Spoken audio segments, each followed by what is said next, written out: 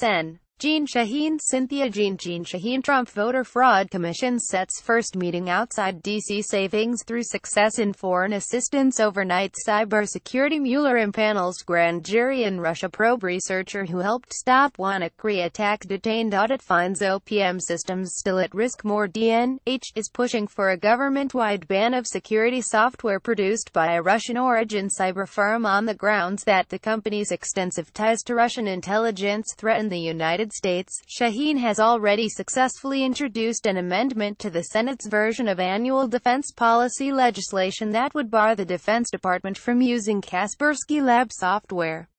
But the Democratic senator wants the final bill to go even further, by instituting a ban on all federal agencies from using software produced by the company. I am advancing bipartisan legislation to prohibit the federal government from using Kaspersky Lab software, Shaheen wrote in a note published in the New York Times.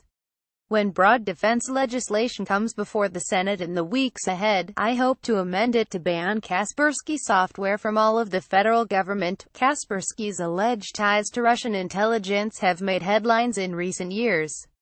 Eugene Kaspersky, the company's founder, was educated at a computer science institute backed by the KGB, Russia's former spy agency. The company, however, has repeatedly rejected claims that it has ties to Russian intelligence. Kaspersky Lab doesn't have inappropriate ties with any government, which is why no credible evidence has been presented publicly by anyone or any organization to back up the false allegations made against the company told The Hill in a statement on Tuesday. The only conclusion seems to be that Kaspersky Lab, a private company, is caught in the middle of a geopolitical fight, and it's being treated unfairly, even though the company has never helped, nor will help, any government in the world with its cyber espionage or offensive cyber efforts. The U.S. government has produced no public evidence showing that the company has ties to the Russian government. But the FBI is said to be pursuing a long-running investigation into the company. FBI agents visited the homes of several employees of the company earlier this year. Shaheen argued on Monday that the company has deep ties to Russian intelligence.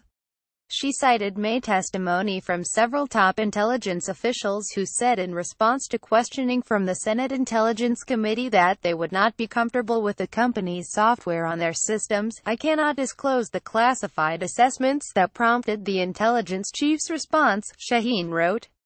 But it is unacceptable to ignore questions about Kaspersky Lab because the answers are shielded in classified materials. The senator also cited recent reporting from Bloomberg and McClatchy suggesting that the company has worked with Russian intelligence. The company, which produces widely lauded antivirus software, has operations across the globe, including in the United States. Kaspersky's North America division is separate from its headquarters in Moscow. Kaspersky has faced increased scrutiny in the wake of the intelligence community's conclusion that Russia tried to interfere in the U.S. presidential election using cyberattacks and disinformation. The Kremlin hacked our presidential election, is waging a cyber war against our NATO allies, and is probing opportunities to use similar tactics against democracies worldwide, Shaheen wrote in the Times.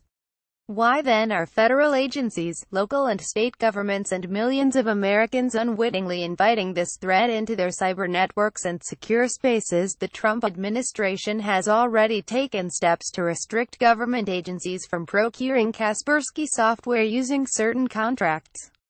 In July, the General Services Administration (GSA) removed Kaspersky Lab manufactured products from a list of outside products approved for use by the government.